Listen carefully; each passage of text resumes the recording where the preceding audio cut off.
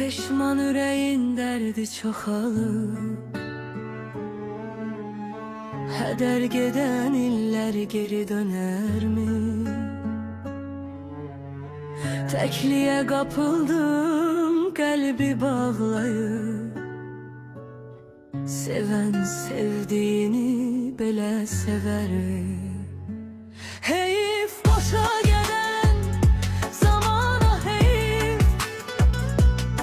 kaş ki ürəyimdə sən olmasaydın, səni xəyalımda xoşbəxtlik bildim.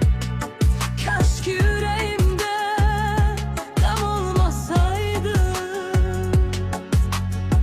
qəlbimi dəyişmək istəyirəm mən.